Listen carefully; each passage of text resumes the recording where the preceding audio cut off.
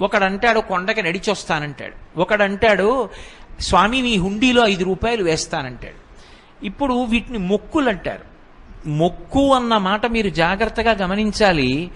వెంకటేశ్వర స్వామి వారి హృదయం ప్రకారం అయితే వ్యాపారము కాదు. అది పాపము వలన దుఃఖం వస్తోందని వాడు తెలుసుకోవాలి. తెలుసుకుని పిలిచావు పరమేశ్వరుణ్ణి, ఆయన ఏం చేస్తాడు? నేను ఆదుకోకపోతే ఎవరు ఆదుకుంటారు లక్ష్మి? అందుకుని ఉంటాను ఈ కలియుగంలో వెంకటాచలం మీద.